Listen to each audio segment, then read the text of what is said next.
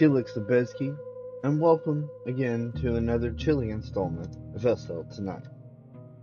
Tonight, we journey to a lonely inn in the Black Forest, where two travelers stop for the night and discover that some bones are best left undisturbed. This classic tale of horror and revenge comes from the master of sword and sorcery himself, Robert E. Howard. Dim the lights, listen closely, and prepare for Rattle of the Bones. Landlord ho! The shout broke the lowering silence and reverberated through the black forest with a sinister echoing. This place hath a forbidding aspect, meseemeth. Two men stood in front of the forest tavern. The building was low, long, and rambling, built of heavy logs. Its small windows were heavily barred and the door was closed. Above the door, its sinister sign showed faintly a cleft skull. This door swung slowly open, and a bearded face peered out. The owner of the face stepped back and motioned his guest to enter. With a grudging gesture, it seemed. A candle gleamed on a table, a flame smoldering in the fireplace.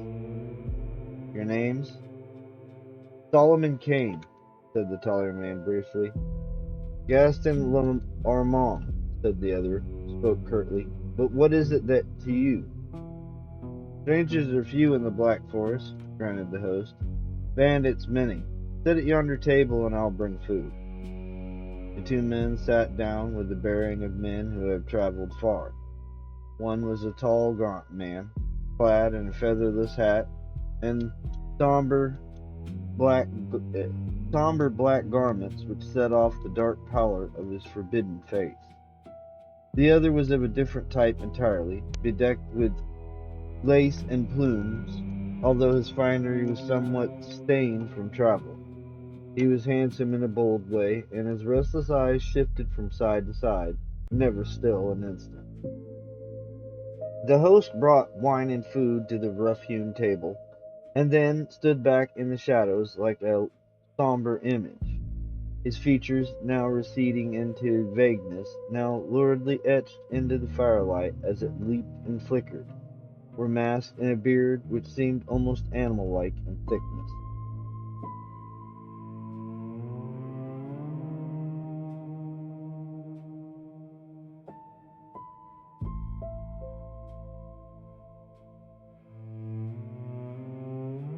A great nose curved above this beard, and two small red eyes stared unblinkingly at his guest. "Who are you?"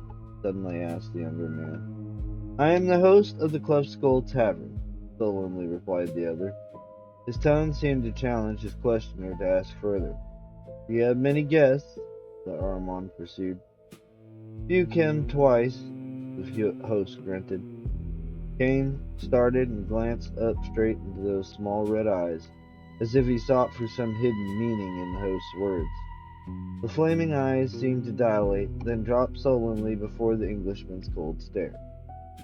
"I'm for bed," said Kane abruptly, bringing his meal to a close. "I must take up my journey by daylight." "And I," added the Frenchman. "Host, show us to our chambers."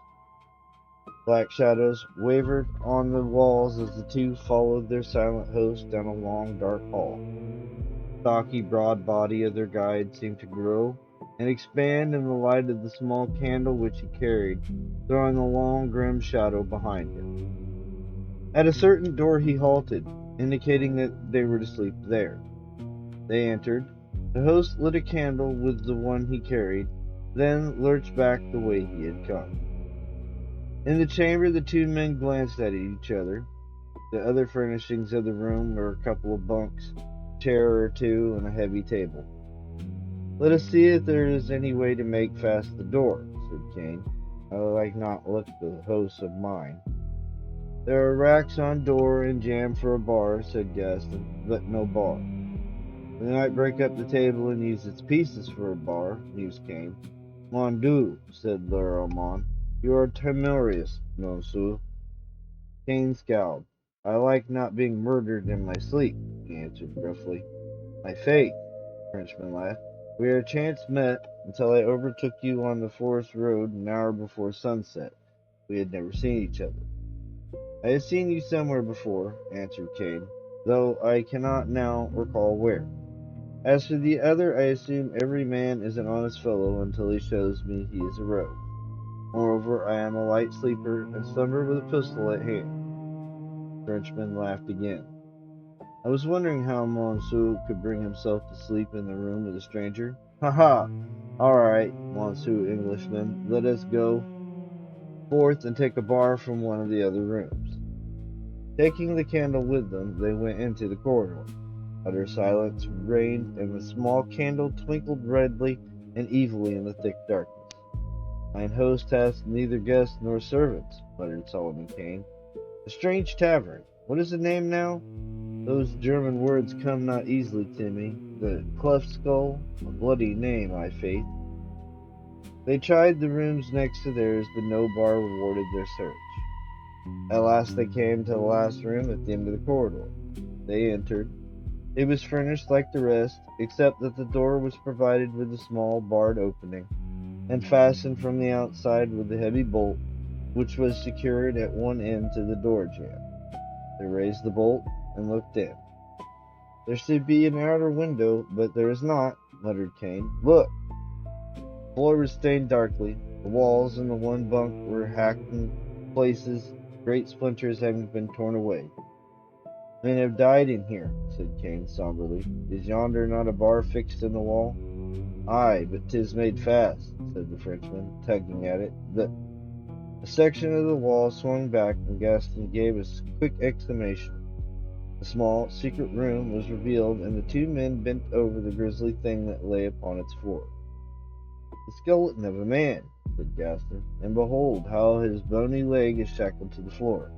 He was imprisoned here and died.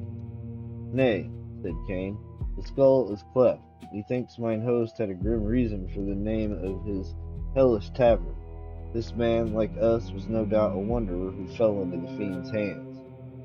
Likely, said Gaston, without interest. He was engaged in idly working the great iron ring from the skeleton's leg bones. Failing in this, he drew his sword, and with an exhibition of remarkable strength, cut the chain which joined the ring on the leg to a ring set deep in the log floor. Why should he shackle a skeleton to the floor? mused the Frenchman. Mon bleu, it is a waste of good chain. Now, monsieur, he ironically addressed the white heap of bones, I have freed you, and you may go where you like. Have done, Kane's voice was deep. No good will come of mocking the dead. The dead should defend themselves, laughed Laramon. Somehow I will slay the man who kills me, though my corpse climb up 40 fathoms of ocean to do it. Kane turned towards the outer door, closing the door of the secret room behind him. He liked not this talk which smacked of demonry and witchcraft, and he was in haste to face the ghost in charge of his guilt. As he turned with his back to the Frenchman, he felt the touch of cold steel against his neck, and knew that a pistol muzzle was pressed close beneath the brace of his brain. Move not, monsieur. The voice was low and silky. Move not, or I will scatter your few brains over the room. The Puritan, raging inwardly, stood with his hands in air, while Laramon slipped his pistols and sword from their sheaths. Now you can turn, said Gaston, stepping back. Kane bent a grim eye on the dapper fellow who stood bareheaded now, hat in one hand, the other hand leveling his long pistol. Gaston the butcher, said the Englishman somberly. Fool that I was to trust a Frenchman. You range far, murderer. I remember you now, with that cursed great hat off. I saw you in Calais some years ago gone. Aye, and now you will see me never again. What was that? Rats exploring yon skeleton, said Kane, watching the bandit like a hawk, waiting for the single slight wavering of that black gun muzzle. The sound was that rattle of the bones. Like enough, returned the other. Now, Monsieur Kane, I know you carry considerable money on your person.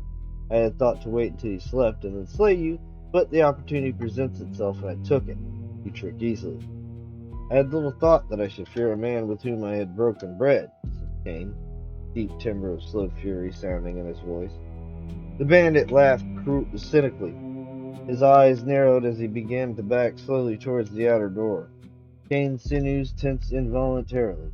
He gathered himself like a giant wolf about to launch himself in a death leap. But Gaston's hand was like a rock and the pistol never trembled. "We'll have no death plunges after the shot," said Gaston. "Stand still, monsieur. I have seen men killed by dying men, and I wish to have distance enough between us to preclude that possibility.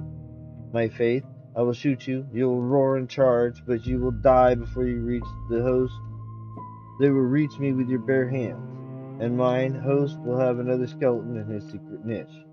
That is, if I do not kill him myself. Fool knows me not, nor I him, moreover." The Frenchman was in the doorway now, sighting along the barrel. The candle, which had been stuck on a niche on the wall, shed a weird and flickering light which did not extend past the doorway. And with the suddenness of death, from the darkness behind Gaston's back, a broad, vague form rose up, and gleaming blade swept down. The Frenchman went to his knees like a butchered ox, brain spilling from his cleft skull. Above him towered the figure of the host, a wild and terrible spectacle, still holding the hanger with which he had slain the bandit. "Ho ho!" he roared. "Back!" Kane had leapt forward as Gaston fell, but the host thrust into his very face a long pistol which he held in his left hand.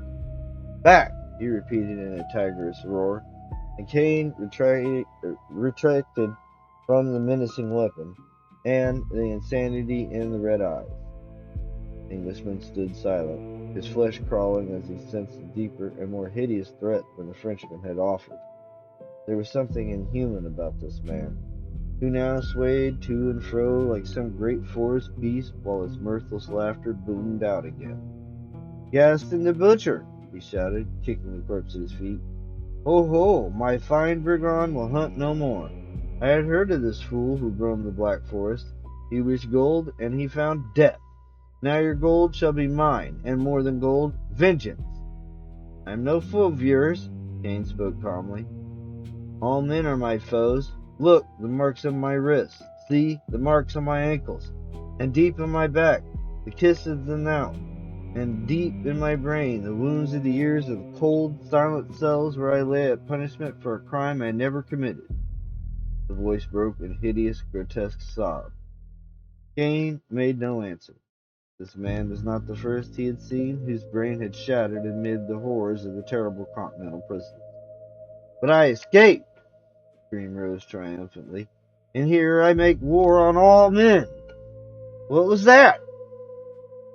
Did Kane see a flash of fear in those hideous eyes? "My sorcerer is rattling his bones," whispered the host.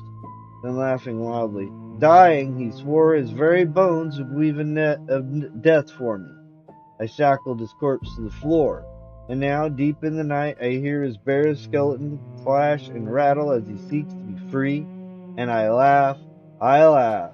Ho, ho! How he yearns to rise and stalk like old King Death along these dark corridors when I sleep, to slay me in my bed." Suddenly the insane eyes flared hideously. "You were in that secret room. You and this dead fool. Did he talk to you?" Kane shuddered in spite of himself. Was it insanity, or did he actually hear the faint rattle of bones, as if the skeleton had moved slightly? Kane shrugged his shoulders. Rats will even tug at dusty bones. The host was laughing again.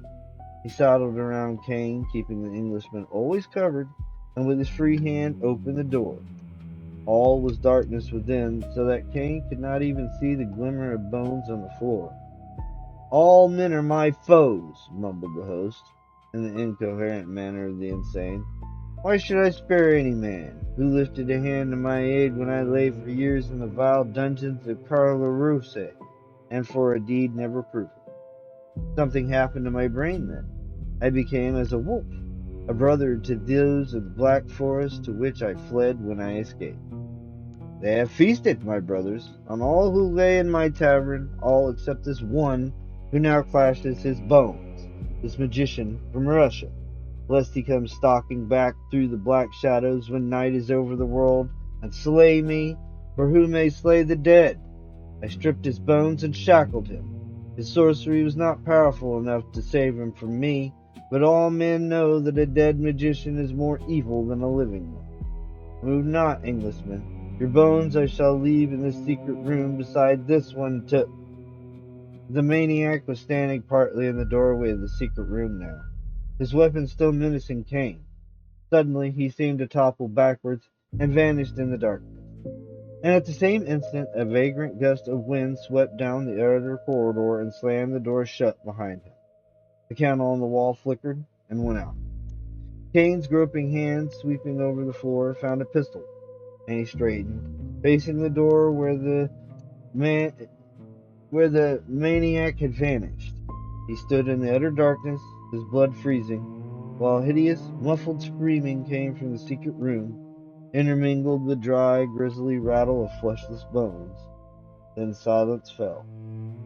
Kane found flint and steel and lighted the candle. Then, holding it in one hand and the pistol in the other, he opened the secret door. "Great God!" he muttered, as cold sweat formed on his body. "This thing is beyond all reason, yet with my own eyes I see it. 2 vows have here been kept, for Gaston the butcher swore that even in death he would avenge his slaying, and his was the hand which set yon fleshless monster free. And he, the host of the cleft skull, lay lifeless on the floor of the secret room, his bestial face set in lines of terrible fear, and deep in his broken neck were sunk the bare finger bones of the sorcerer's skeleton."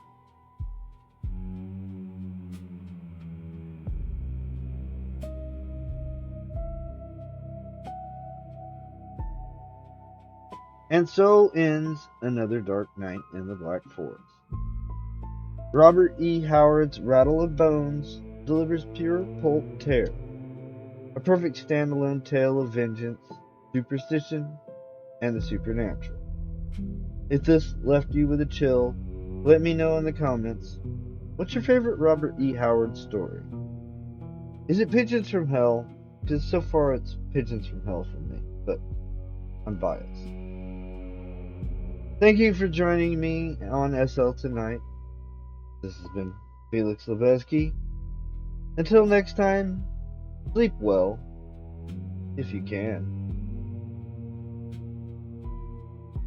This has been SL Tonight. Good night.